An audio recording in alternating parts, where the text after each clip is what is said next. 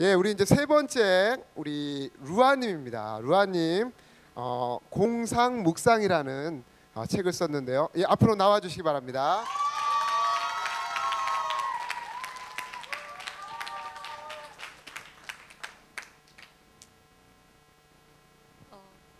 똑똑.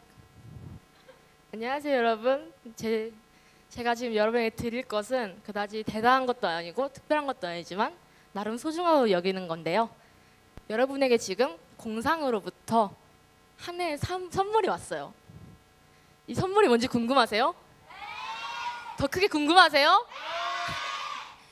여러분에게 드릴 이 선물은 바로 공상묵상이라는 책입니다.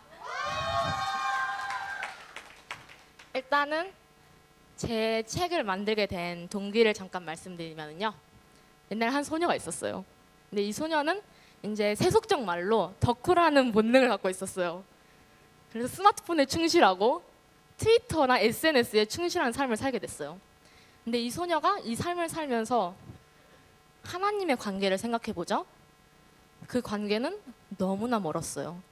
소녀는 그 사실에 자괴감과 슬픔을 느끼게 됩니다. 내가 이러려고 크리스찬이 됐나 자괴감이 들고 괴롭죠. 그러던 어느 날 소녀는 책쓰기라는 시간을 갖게 됩니다.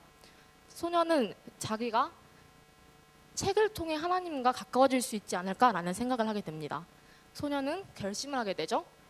더욱더 친밀한 우리 곁에 있는 친구 같은 하나님에 대해 책을 쓰고자 생각을 하게 됩니다. 그 생각을 통해 나온 책이 제 책 공상묵상입니다. 그러면 제 책을 읽었으면 하는 분들에 대해 잠시 소개를 하자면요. 멍 때리기는 나쁘다라고 생각하시는 분이 있을 거예요. 아니 뭐 멍을 때리나 얼굴 커지게 시리 이렇게 생각하는 사람들 분명 있겠죠. 근데 우리가 평소에 하는 이 생각이 그냥 거기 생각으로 머물지 않고 묵상으로 넘어가게 된다면 그 생각은 여러분의 신앙에 있어서 어떤 영향을 미칠까요? 그런 분들에게 제 책을 추천합니다. 그리고 출간 동기에서 잠깐 말씀드렸듯이 나한테 하나님은 너무 크고 무섭고 너무나 먼 존재다라고 생각이 되는 분들에게 추천을 해드립니다. 제 책은 친근한 하나님을 모토로 하고 있기 때문에 여러분이 쉽고 즐겁게 읽을 수 있도록 만들었습니다. 그리고 잉여 친구들에게 추천합니다. 심심하신 분들이 읽었으면 좋겠어요. 책은 원래 심심할 때 읽는 거잖아요. 그럼 제 책에서 특별한 점이 무엇이냐? 제 책은 정말 읽기 쉽게 글이 50%, 그림이 50%예요. 그래서 무조건 한 주제의 그림은 하나 이상 들어가는 게 제 책의 목표예요. 그리고 제 책의 특별한 점 또 하나는 제 책은 여태 모든 선배들이 그린 그림들은 손그림이었지만 제 책은 컴퓨터로 그린 그림이어서 좀 깔끔한 퀄리티를 보실 수 있으십니다. 그리고 학교에서 컴퓨터를 써서 그린 사람은 제가 처음이에요. 그리고 제 책은 10대가 잘 공감할 수 있는 그런 개그 짤들을 많이 활용을 해서 만든 책이에요. 그리고 그와 동시에 또 여러분이 그렇게 엄청나게 가볍게만 느끼지 않도록 진지한 이야기도 많이 써먹고 있어요. 참고로 저자는 에필로그예요. 그리고 마지막으로 10대의 신선한 시각으로 썼어요. 이제 점점 자라나고 있는 10대의 눈에서 본 하나님은 어떤 분이신가에 대해 썼기 때문에 여러분 모두 신선한 느낌으로 보실 수 있을 거라 생각이 듭니다. 그럼 제 책은 어떠냐 잠시 소개를 해드리면 이제 프롤로그 다음에 제 책은 4챕터로 총 이루어져 있어요. 일단은 챕터 1, 받다. 이제 선물을 받다라는 거예요. 이제 점차적으로 하나님을 설명하기 위해서 이런 주제를 썼는데요. 일단 여러분이 선물을 받으면 뭔 선물인지 모르잖아요. 일단 그 기대감만을 갖고 갈 수 있는 거죠. 챕터 2는 선물을 풀다. 이제 여러분은 이제 이 선물이 뭔지 조금씩 알아갈 수 있게 되는 거고, 챕터 3, 선물을 열다. 이제 여기 안에 뭐가 있는지 엿볼 수 있게 돼요. 이런 내용들이 있고, 이제 챕터 4는 선물을 꺼내는 겁니다. 여러분은 여기 안에 담긴 하나님을 볼 수 있도록 이제 점차적으로 강해질 수 있도록 책을 구성을 했어요. 그러면은 여기서 잠시 제 샘플 원고를 한번 보여드리자면은요. 이거는 용서했다고라는 주제의 샘플 원고인데 제 책 중에 유일한 만화 형식이에요. 잠시 빨리 읽어드리면은 의기소침해져서 재고백을 한 적이 한두 번이 아니다. 뭔가 용서를 해주셨다고는 하는데 영 아닌 것 같기도 한 적이 많고 내가 보기에도 이건 용서를 안 해주시지 않을까 하는 죄도 많고 언제나 의문이어서 항상 나를 정죄한 적도 많았고 나 혼자 끙끙거리기도 했는데 주님이 꽤나 터프하게 다 용서하셨다고 하셨다. 이제 좀 그만 좀 하라나? 이게 제가 하나님 예수님께 지금 제 목록을 몇 번이나 가져다 드렸어요. 맨날 가져다 드리니까 이제 주님이 다 찢어버리셨어요. 이렇게 터프하게 막 찢고 막 갈고 막 이제 하늘 날려보면서 다 용서했다고 하시는 거예요. 더 이상 너희가 스스로를 정죄할 필요가 없다. 이런 주제를 되게 쉽고 간단하게 표현을 하고 싶었어요. 그리고 짤막한 두 컷 만화 형식도 있는데요. 이거는 내가 깨는 이유라는 샘플 온 거예요. 이것도 잠시 읽어드리면 예배 시간에 자다가 깨는 이유는 대체적으로 두 가지이다. 친구나 선생님이 깨워주시는 경우가 있고 또 하나는 혼자 꾸벅꾸벅 졸다가 고개가 툭 떨어져 깨버리는 경우다. 주님은 타인을 통해 나를 깨우시기도 한다. 또 한 가지는 고개를 꾸벅꾸벅 졸다가 고개가 툭 떨어져 잠에서 깨어나는 경우이다. 우리가 졸면서 고개를 까딱거리는 것은 어쩌면 주님의 은혜일지도 모른다. 예배 때 졸고 있는 나를 깨워주시는 시점에서 나는 감사할 뿐이다. 여러분이 이제 예배 때 가끔 조시잖아요. 사람이니까. 근데 여러분 이제 꾸벅꾸벅 하다가 한번 머리가 세게 떨어질 때가 있을 거예요. 근데 이거는 여러분 머리가 무거워서 그런 게 아니라요. 주님이 일어나라고 뒤에서 후려치시는 거예요. 이건 주님의 은혜입니다. 이런 간단한 내용도 있고 또 일러스트 형식도 있어요. 이거는 다 똑같은 보석이야라는 내용인데요. 다들 나보다 잘난 것 같고 누군가는 아주 예쁜 보석 같은데 나만 돌덩이같이 느껴질 때가 있다. 조용히 주님이 속삭이셨다. 너도 나의 보석이야. 다행이다. 다들 똑같은 보석이었다. 이런 식으로 짤막한 만화 아니면 일러스트 가끔은 캘러그래피 등으로 여러분에게 간단한 묵상거리를 제공하고 있습니다. 이제 제가 책을 출간하면서 이제 어떤 느낌이 들었는지 성장한 면과 힘들었던 점을 설명해 드리고자 하는데요. 이제 힘들었던 점부터 좀 말씀을 드리면은 제 원고가 한 번에 날랐어요. 50페이지 가량이 한 번에 뿜 하고 날랐어요. 그걸 통해서 저는 이메일로 열심히 저장을 했어야 했는데 영 그렇지 못했던 제 자신을 자책하면서 책 쓰기 스피드를 늘려서 빨리 50페이지를 썼습니다. 이때가 제일 힘들었던 것 같아요. 그림이 안 날라서 다행이긴 하지만.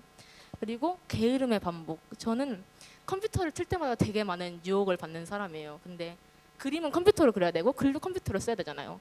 그래서 잠깐 한 편 정도는 웹툰을 보고 싶다라는 이 마음을 갖고 점점 미루면은 이게 미친 듯이 반복이 돼서 스스로한테 자괴감도 들고 책 쓰기 마감 시간은 몰려오고 성실하지 못한 저로서는 가장 힘든 면이었어요.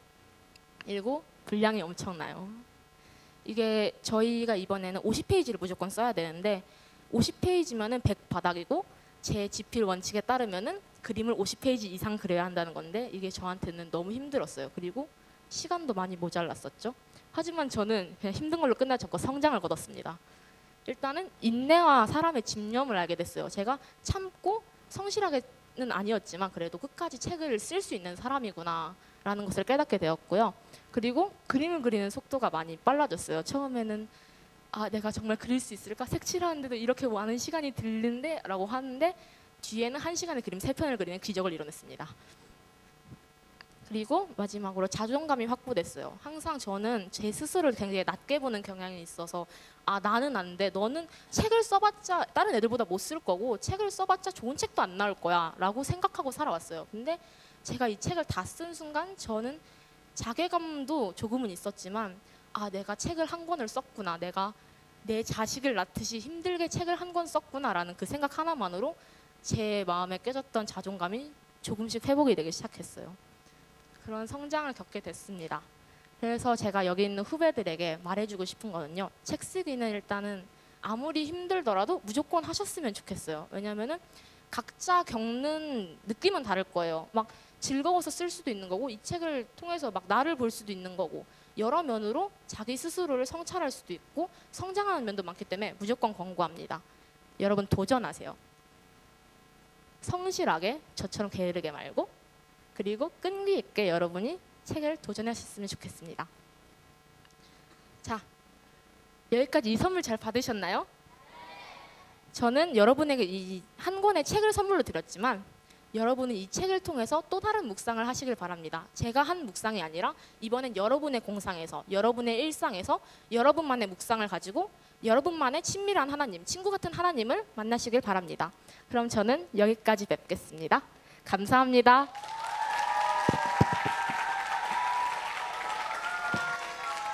네, 우리 바로 이어서 지정독자 새벽바람님 앞으로 나오셔서요 지원 발언 부탁드리겠습니다. 네, 안녕하세요. 저는 루아님의 지정독자 새벽바람입니다. 네. 사실 처음에 루아님이 지정 독자가 돼달라 그랬을 때 너무 귀찮을 것 같아가지고 거절을 할까 했었는데 네, 딱 책 페이지도 얼마 안 되고 절반이 그림으로 이루어져 있다고 하셔가지고 예, 한번 읽게 됐는데 네.